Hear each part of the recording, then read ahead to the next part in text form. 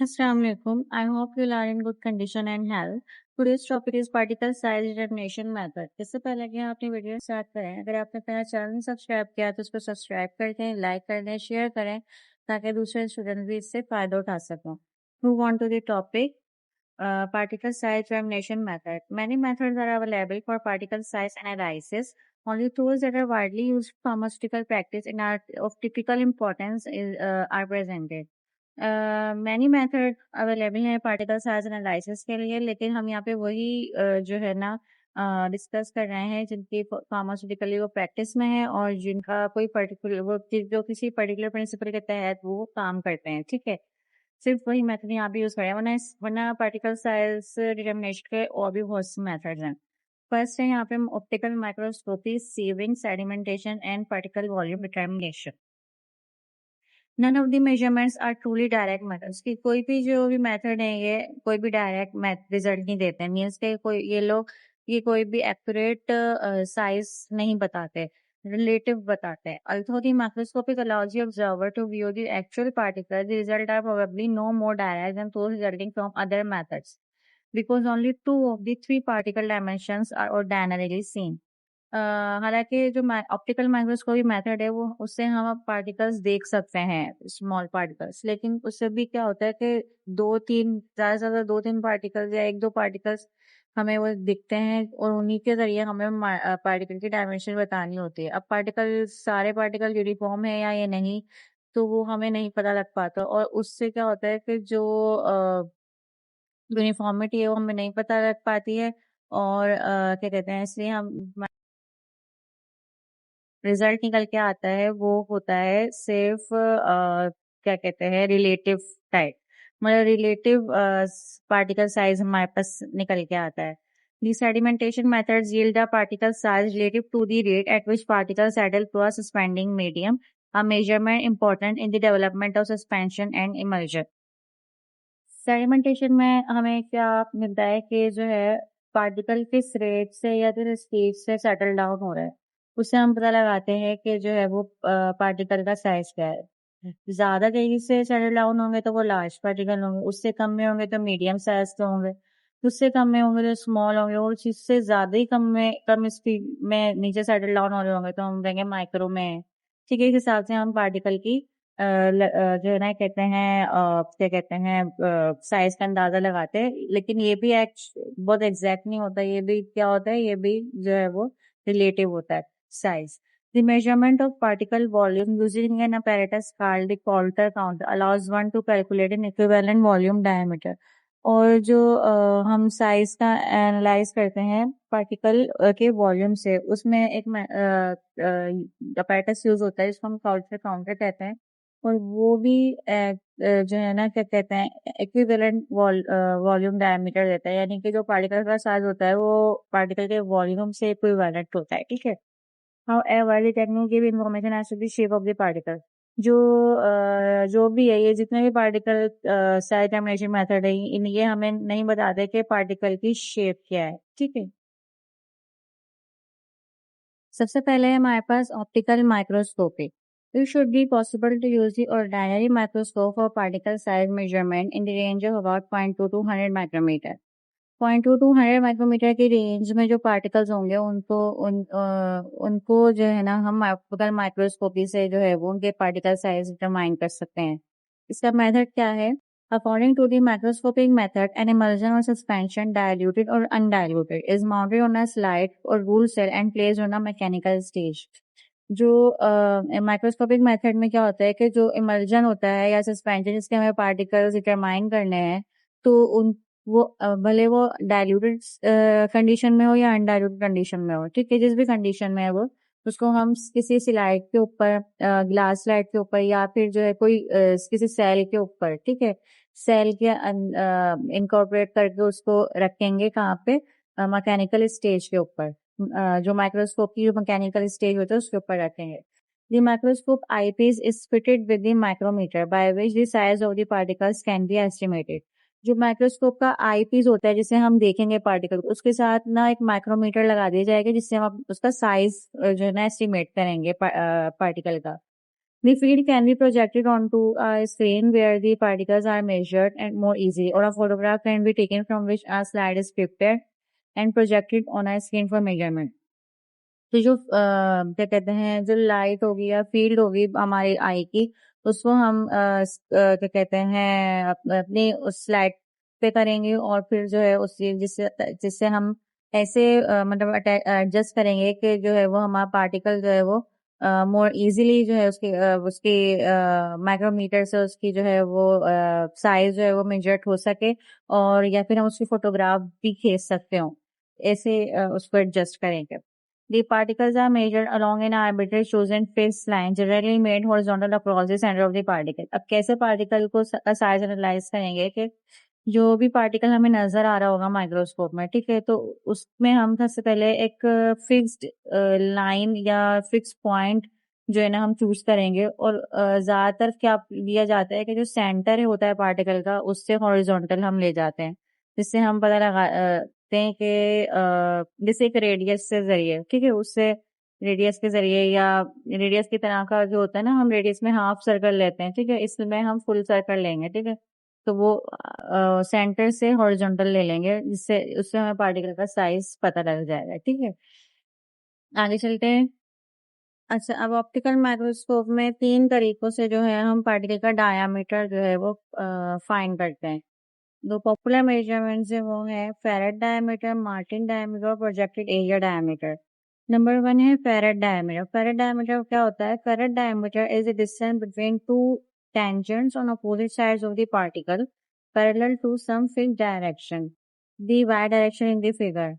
Ferret diameter correspond to number 2 in figure. अच्छा, अब ये होता क्या है, अब जैसे कि इसमें पार्टिकल दिखाया है, कोई ट्राइंगल टाइप उसकी शेप है, ठीक है, मतलब नॉन सर्कल है, नॉन सर्कल पार्टिकल है, ठीक है, तो इसके दोनों साइड पे, दोनों ऑपोजिट एंड्स के ऊपर हम 2 लाइन ड्रॉ करेंगे. कोई भी फिक्स डायरेक्शन ले लेंगे कि यहाँ से यहाँ तक, ठीक है, यानी जहाँ पे पार्टिकल शुरू हो रहा है, जहाँ पे पार्टिकल खत्म हो रहा है, ठीक है, उतनी लाइन तक 2 अपोजिट साइड पर हम लाइन ड्रॉ कर लेंगे. जैसे कि यहाँ पे नंबर 2 जो है, नंबर 2 जो लाइन ड्रॉ हुई हुई है वो कर ले, वो ठीक है, 2 पैरेलल लाइंस एक कर लें, ठीक है, इनके दरमियान जो डिस्टेंस होगा वो हम उससे वो डायमीटर कहलाएगा पार्टिकल का, उससे हम पार्टिकल का साइज मालूम करेंगे. ठीक है, अब है Martin diameter. Martin diameter is the length of a line that bisect the particle image.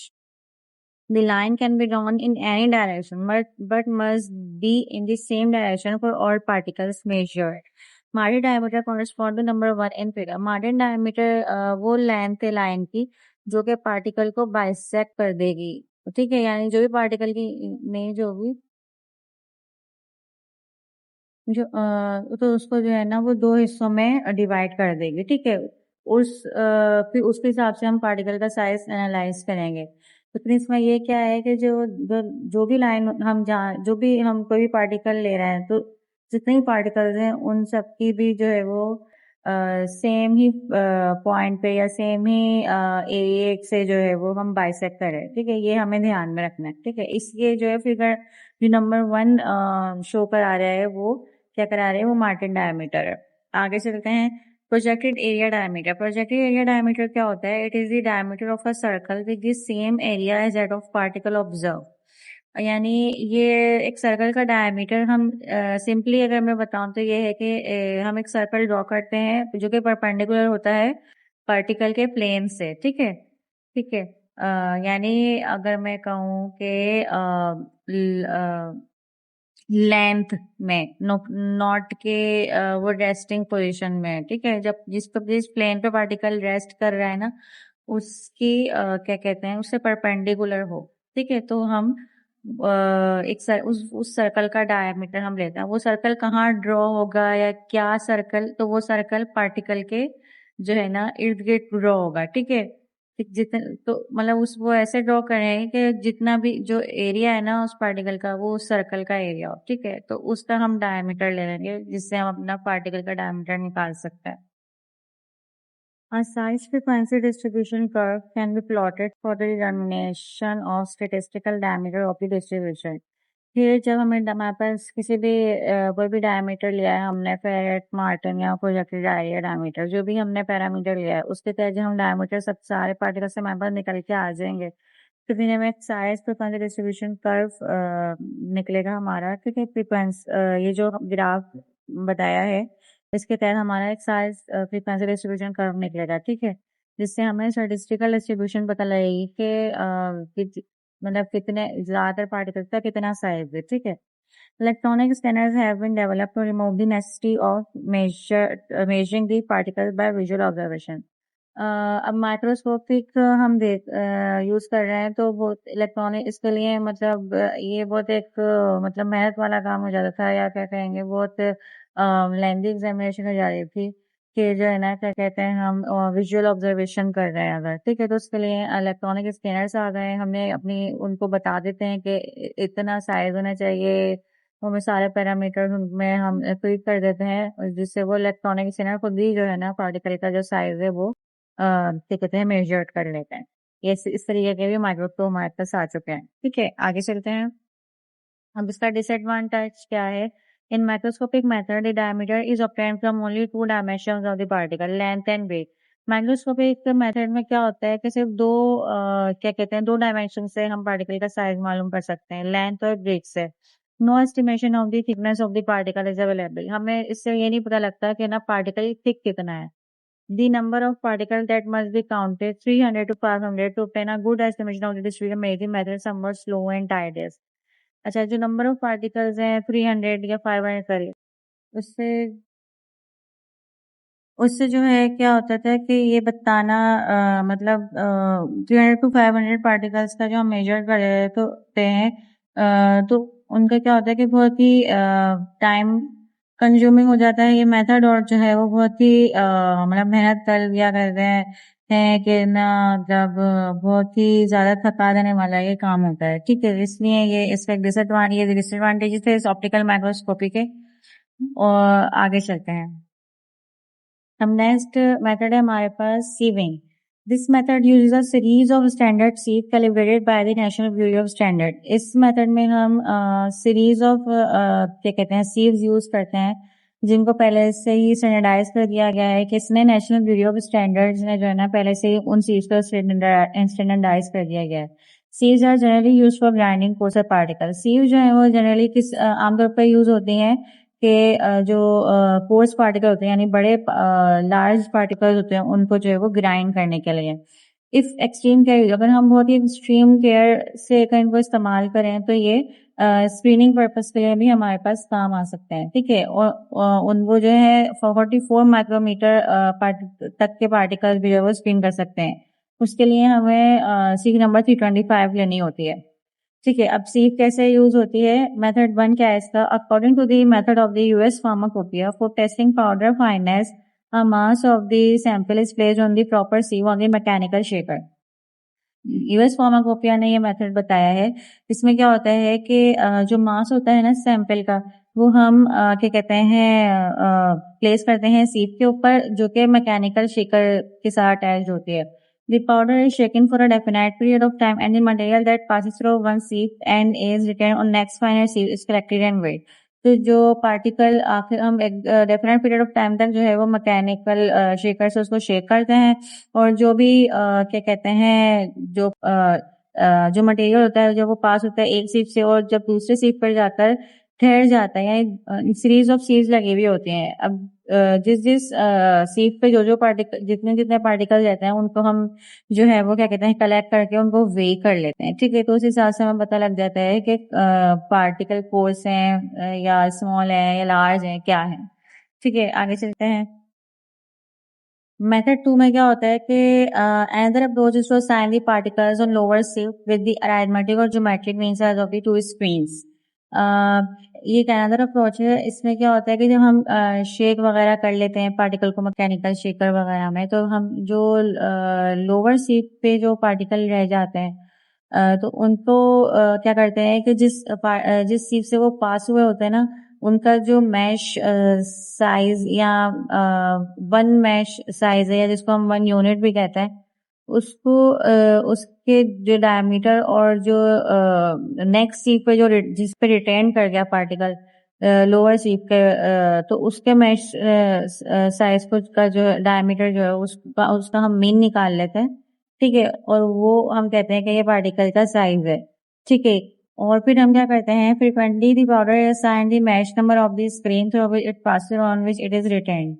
तो फिर हम जो भी पाउडर होता है, ठीक है, उसको फिर हम मैच नंबर दे देते हैं कि ये जो है ना या तो मैच नंबर देने से वो पास हो गया कि ये इस मैच नंबर से पास हो गया, ठीक है, यानी ये इतना स्मॉल है। या फिर हम ये कहेंगे कि ये इतना लार्ज है कि ये इस मैच नंबर से पास नहीं हुआ, ठीक है, तो हम उसका मैच नंबर दे देते हैं, ठीक है। तो हम दोनों तरीके से भी यूज कर सकते हैं। मेथड 2 में बस इतना था कि जब पार्टिकल शेक हो जाएगा तो उसको जो कहते हैं जो अपर सीव है उसका मैश डायमीटर और जो लोअर सीव का मैश डायमीटर उसका हम उन दोनों का हम मीन निकाल लेंगे, तो वो मीन जो होगा वो हम कहेंगे कि ये पार्टिकल का साइज है, ठीक है। और जो जो कलेक्टिवली जो पाउडर होगा फिर हम क्या करेंगे उसको जो अपर सीव है या तो हम उसका मैच नंबर दे देंगे कि ना ये जो है ना इस मैच नंबर से पास हो गया, ठीक है, या फिर हम कहेंगे कि ये इस मैच नंबर पे रिटेन हो गया, ठीक है। इस तरीके से हम उस पाउडर को ये नंबर दे देंगे, ठीक है। मेथड 3 क्या है? When the detailed analysis is desired, the sieves can be arranged in a nest of about 5 with the courses at the top. अच्छा, जब हमें डिटेल एनालिसिस करना है ना पाउडर का तो हम 5 सीव्स लेते हैं, यानी एक के ऊपर एक सीव्स रखते हैं, वो 5 सीव्स लेते हैं, ठीक है। और फिर जो सबसे कोर्सेस होती है यानी जिसका मैश नंबर जो है वो सबसे बड़ा होता है तो उसको हम सबसे टॉप पे रखते हैं, और इस तरीके से उससे छोटा ऐसे रखते हैं, ठीक है। A carefully weight sample of the powder is placed on the top sieve. जो हम पाउडर को क्या करेंगे, वेट करेंगे और सबसे टॉप सीव के ऊपर इसको रख देंगे। And after the sieves are shaken for the predetermined period of time the powder retain on the sieve is weight. जब एक टाइम लिमिट पे हम सेट करेंगे और उस पे शेक करेंगे सीव्स को, ठीक है। जब सीव मतलब जब वो वक्त आ जाएगा, यानी आफ्टर उस ये कहते हैं डेफिनाइट टाइम में के बाद क्या करेंगे कि हम जो भी पाउडर जिस भी सीव पे रहा है उसको हम सारे सीव पे जो भी पाउडर रहा है उसको हम वे करेंगे अलग अलग, ठीक है, अलग-अलग सबको वे करेंगे। Assuming a log normal distribution, one plots the cumulative percent by weight of powder retained on the sieve on the probability scale against the logarithm of the arithmetic mean size of the opening of each of two successive screens. फिर ये करेंगे कि जो हम एक curve plot करेंगे, यानी एक हम ग्राफ प्लॉट करेंगे जिसमें क्या जो कि किसका होगा कि क्यूमुलेटिव परसेंट बाय वेट होगा पाउडर का against the arithmetic mean size of the two successive screen, यानी जो अब जैसे सीव नंबर 2 पे अगर रुका हुआ है, ठीक है, कोई भी पाउडर उसको हमने वे किया, उसके हमने क्यूमुलेटिव परसेंट निकाली, ठीक है। यानी जितने भी जो भी वेट आया ना उसके यानी 5 सीव्स थी उनमें जो भी पाउडर रिटेन किया उसका जो उन सबकी जो क्यूमुलेटिव परसेंट बाय वेट आई, ठीक है, एक तो वो हमारे पास हो गया, ठीक है। अब उनका साइज कैसे मालूम होगा हमें कि जैसे नंबर 2 है, ठीक है, नंबर 2 पे अगर जो भी पाउडर रिटेन किया है तो उसके बाद जो दो सक्सेसिव स्क्रीन है उनका मीन साइज कितना है उनका हम अरिथमेटिक मीन साइज निकालेंगे और फिर वो प्लॉट करेंगे और उससे हमारे पास कर्व निकल के आएगा, ठीक है। इस तरीके से हम अपना मेथड 3 यूज करेंगे, ठीक है। ये तब होते वैसे तो क्या कहते हैं नॉर्मली हम कहेंगे ना तो नॉर्मली जो है वो मेथड 1 यूज होता है, लेकिन अगर जो हम डिटेल एनालिसिस करनी है किसी भी पाउडर की ये ज्यादातर होता है क्वालिटी कंट्रोल डिपार्टमेंट में, ठीक है, तो वहां ये मेथड 3 यूज किया जाता है, ठीक है। आगे चलते हैं। The geometric mean weight diameter dg and the geometric standard deviation sigma g can be obtained directly from the straight line. तो जो geometric mean weight diameter होगा पार्टिकल का और स्टैंडर्ड डेविएशन जो होगी, ठीक है, वो हमारे पास निकल के आ जाएगी एक स्ट्रेट लाइन के जरिए उन पाउडर की। जब हम ग्राफ प्लॉट करेंगे ना तो इस तरीके से आएगी। ये जो ग्राफ दिया गया है ये इस तरीके से हमारे पास एक ग्राफ निकल के आएगा।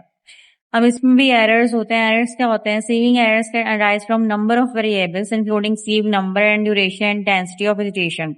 सीव एरर्स इन चीजों से राय होते हैं कि सीव नंबर कौन से लिए हमने, कितने ड्यूरेशन में हमने शेक किया है, कि क्या कितनी इंटेंसिटी शेक किया गया है।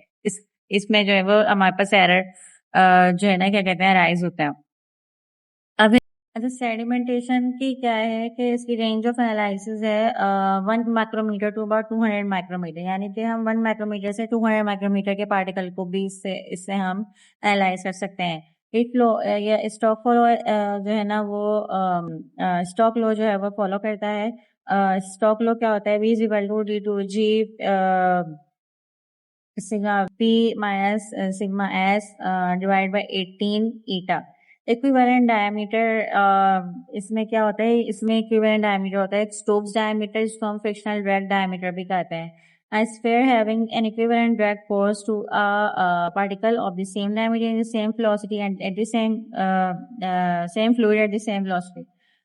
इसमें हम क्या करते हैं कि कोई एक स्फेयर होती है, ठीक है, स्टैंडर्ड स्फेयर हम लेते हैं, उसका जो है वो सेम डायमीटर होता है, और जो भी हम पार्टिकल ऑब्जर्व उससे सेम डायमीटर होता है, जिसकी सेम उसकी सेम डायमीटर होता है, तो उसकी सेम ड्रैग फोर्स भी होती है उस स्फेयर से, उस पार्टिकल से, और वो सेम फ्लूइड और सेम वेलोसिटी के साथ वो नीचे जा रहा होता है। ठीक है, तो इस तरीके से हम दो मतलब एक स्फेयर से हम पार्टिकल का जो है वो डायमीटर क्या कहते हैं एनालाइज करते हैं। Several methods based on sedimentation are used. Principal among these are the pipette method, balance method, and hydrometer method. बहुत सारे मेथड हैं सेडिमेंटेशन के, लेकिन जो मेन है वो 3 मेथड है, कि पाइपेट मेथड, बैलेंस मेथड है और एक हाइड्रोमीटर मेथड है। अच्छा, इसका प्रिंसिपल क्या है? The rate of settling of particles in a suspension immersion में B obtained by Stokes law. The equation is rearranged to get the Stokes diameter DST of particles. जो रेट ऑफ सेटलिंग है particle की suspension और immersion में, वो हम stock law से इसमें कहते हैं निकालते हैं, और जो इक्वेशन है, जब हम स्टॉक लॉ की इक्वेशन को रीअरेंज करते हैं तो उससे हमें स्टोक डायमीटर मिलता है, DST ऑफ पार्टिकल, इससे हमारा डायमीटर पता लगता है। The equation holds exactly only for spheres falling freely without hindrance at a constant rate। अच्छा, ये जो इक्वेशन है ना स्टोक लॉ की, ये सिर्फ उन पार्टिकल्स के ऊपर एप्लीकेबल होती है जो कि फ्रीली फॉल कर रहे होते हैं किसी भी हिंड्रेंस के बगैर और एक कांस्टेंट रेट के ऊपर।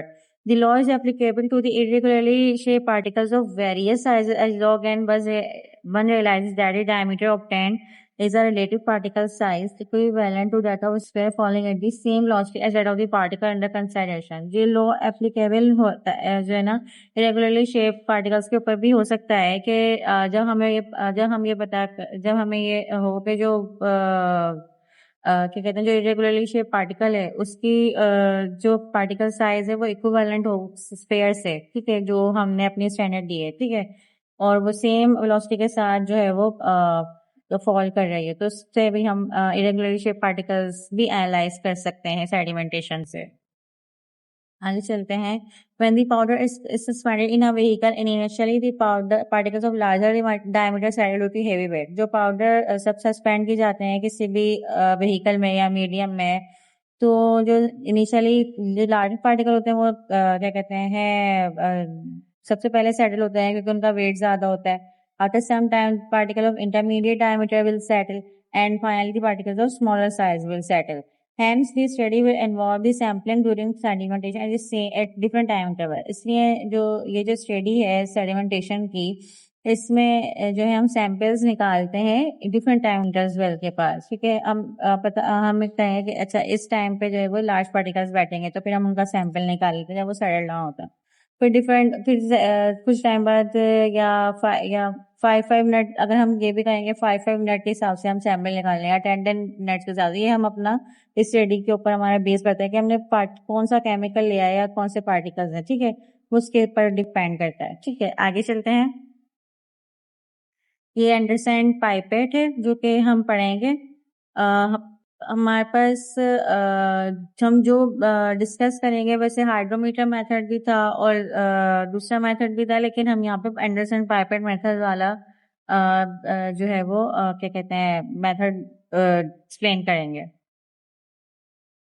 अच्छा, एंडरसन पाइपेट मेथड ये कैसे किस चीज से कंसिस्ट होती है? It usually consist of 550 ml vessel containing a 10 ml pipette sealed into a ground glass stopper. ये जो ना इसमें एक 550 ml वेसल होती है, जैसे कि इसमें दिखाएगा ये जो लार्ज ट्यूब टाइप है, इसको हम 550 ml का अपर साइड लिमिट और ये पाइपेट और लोअर साइड लिमिट तक ये सारी जो है वो 500 ml की वेसल है। 10 ml जिसमें के साथ अटैच होता है 10 ml pipette sealed to a ground glass stopper. एक 10 ml पाइपेट भी होती है, जिससे 10 ml सैम्पलिंग रिजर्वॉयर है ना, ये 10 ml पाइपेट है जो कि सील्ड होता है, ग्लास स्टॉपर लगा हुआ होता है उसके बिना। Pipette is in place in the cylinder. जब पाइपेट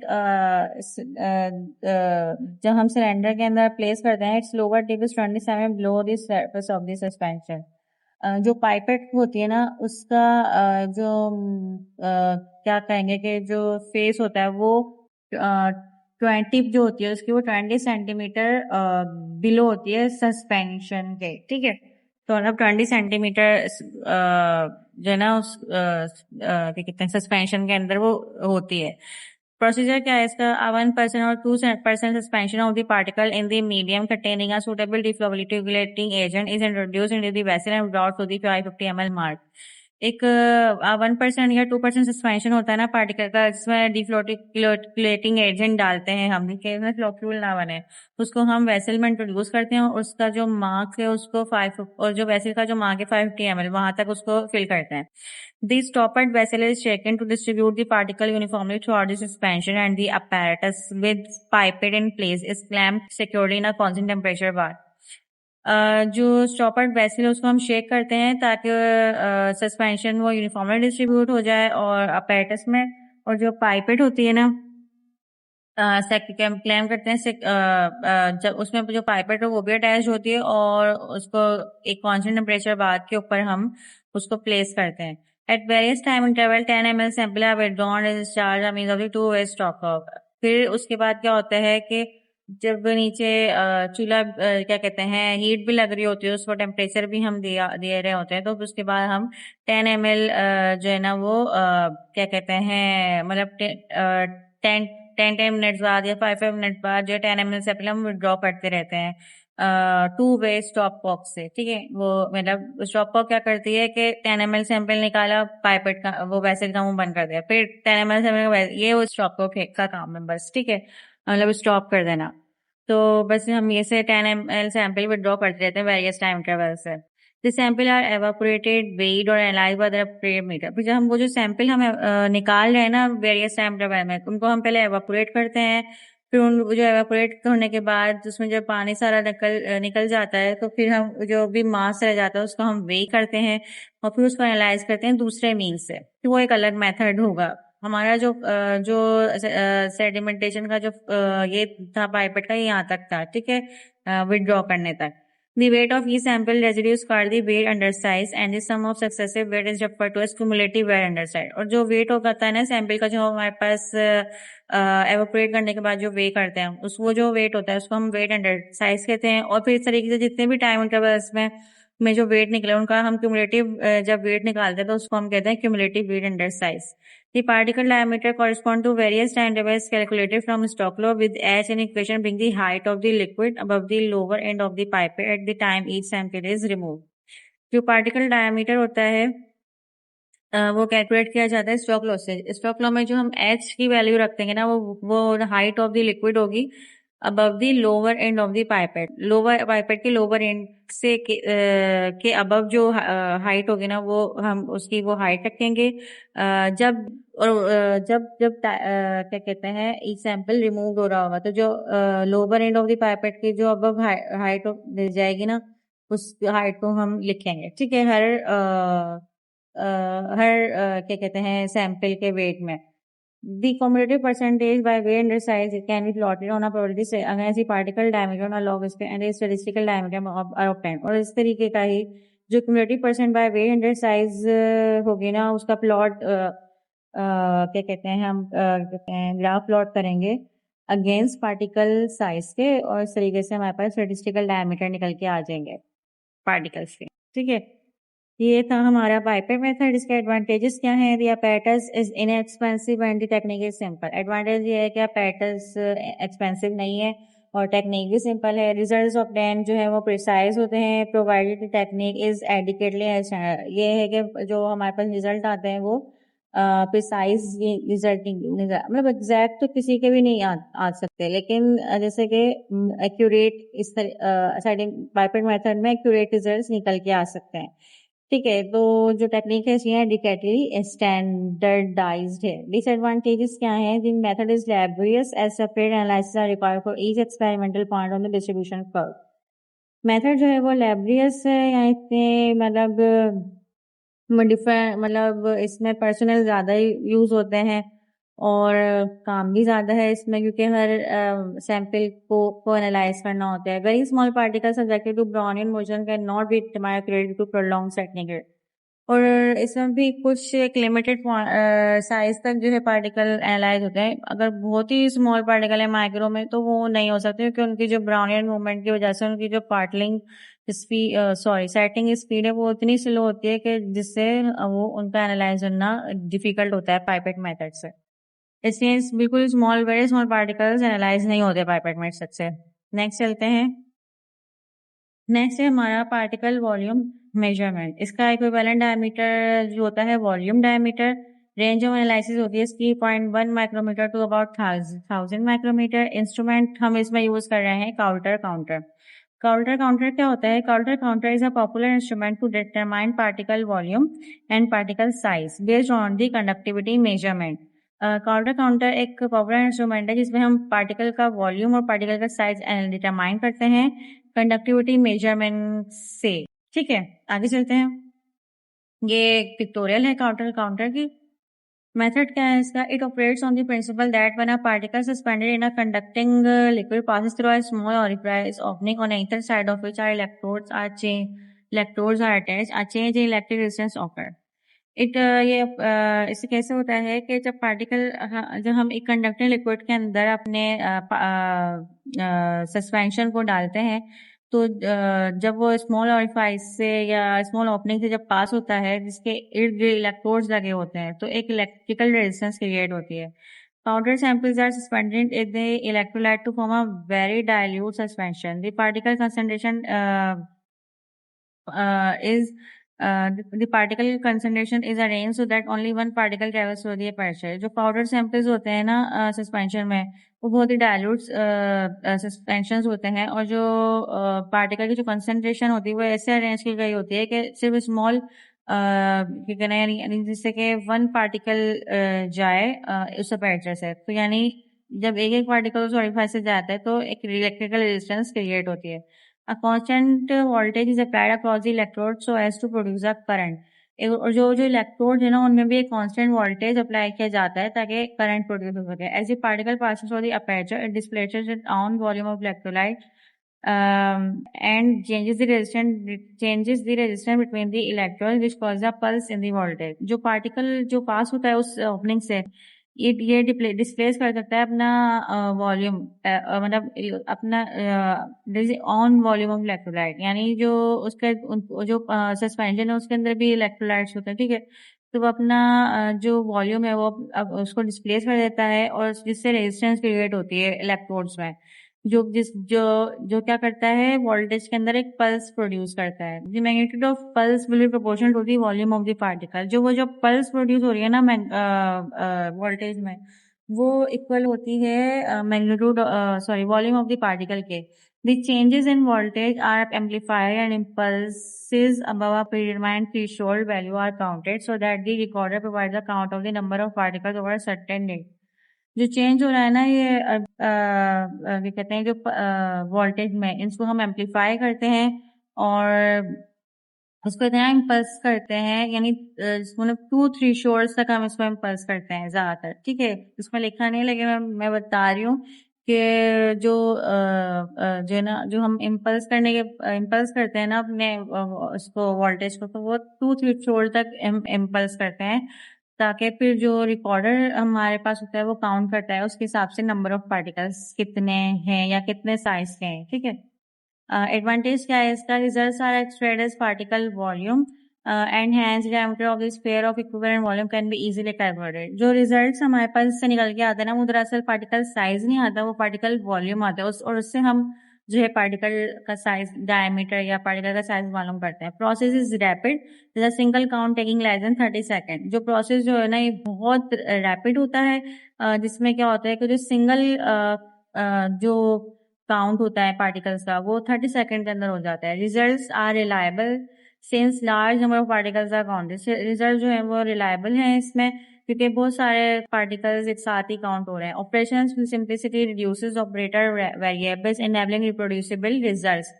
ये ऑपरेशन इतना सिंपल है कि इसमें जो है ना, ऑपरेटर्स भी इतने नहीं चाहिए होते, और वो खुद मतलब पार्टिकल्स जो ये जो पार्टिकल का वॉल्यूम जिसे हम डिटरमाइन कर रहे हैं, उससे हमें खुद ही पता, मतलब वो मशीन खुद ही पता लगा लेती है, क्योंकि रिकॉर्डर भी है। रिकॉर्डर से वो है पार्टिकल के साइजेस जो है वो मालूम हो रहे होते हैं, सॉरी पार्टिकल के वॉल्यूम जो है मालूम हो रहे होते हैं। डिसएडवांटेज क्या है इसका? The material has to be suspended in electrolyte liquid for measurement. जो मटेरियल है उसको सस्पेंड करना पड़ता है किसी भी इलेक्ट्रोलाइटिक सॉल्यूशन में, ठीक है। जो मैंने बताया ना कि अपने सॉल्यूशन का इलेक्ट्रोलाइट जो है वो डिस्प्लेस करता है, जिससे इलेक्ट्रोड में पल्स क्या कहते हैं, मतलब इलेक्ट्रोड में के करंट में चेंज आता है या रेजिस्टेंस कॉज होती है, जिसपे वोल्टेज में पल्स आता है, ठीक है। तो ये जो चीज थी ना, इसमें आप कह रहे हो कि अब जरूरी नहीं कि हर सस्पेंशन में इलेक्ट्रोलाइट हो, लेकिन यहाँ इन्होंने बताया कि जो हम ये डिसएडवांटेज इसका ये इस सोल्यूशन का, इसका मतलब सॉरी इस प्रोसेस का, कि इसमें जो है वो जो भी हमारा सस्पेंशन जिसको हमें एनालाइज करना है जिसके पार्टिकल्स को, उसको हमें सबसे पहले इलेक्ट्रोलाइट लिक्विड में सस्पेंड करना पड़ता है। Aggregation of particles can give false results. और अगर अगर हम इसमें डिफ्लोकुलेटिंग विद एजेंट, अब जिस सॉल्यूशन के अंदर हमें डिफ्लोकुलेटिंग एजेंट डालना है, तो वो उसमें हमें लाजमी डालना पड़ेगा, क्योंकि इसमें क्या होगा, अगर हम सस्पेंशन डाला हमने इसमें और इतना एक स्मॉल अपर्चर है, एग्रीगेशन हो गई तो वो पास ही नहीं हो पाएगा और हमारा रिजल्ट ही नहीं आएगा। इसलिए जो ना पार्टिकल जो सस्पेंशन हो वो बहुत थिक भी ना हो, और एक स्टैंडर्ड क्या कहते हैं विस्कोसिटी का हो, ठीक है, लिक्विड हो बिल्कुल, समझे, क्योंकि पार्टिकल पास होने में ताकि कोई मसला ना हो, क्योंकि एग्रीगेशन हो जाएगी तो वो ओपनिंग से पास ही नहीं हो पाएंगे पार्टिकल, जिससे हमारे फॉल्स रिजल्ट आएंगे, ठीक है। आगे चलते हैं। तो ये थी आज की वीडियो, आई होप कि आपको पसंद आई होगी। अगर आपको और कोई भी किसी भी टॉपिक पे कोई भी क्यूरी है तो आप मुझे कमेंट सेक्शन में बता सकते हैं। मैं वो पर्टिकुलर टॉपिक जो है किसी भी सब्जेक्ट में, फार्मेसी के किसी भी सब्जेक्ट में, तो वो मैं आपको अपनी वीडियो बना के उसमें डाल दूंगी चैनल पे। अगर आपको मेरी वीडियो पसंद आई तो इसको लाइक करें, मेरा चैनल सब्सक्राइब करना ना भूलिएगा, और शेयर करें ताकि दूसरे स्टूडेंट भी इससे फायदा उठा सकें।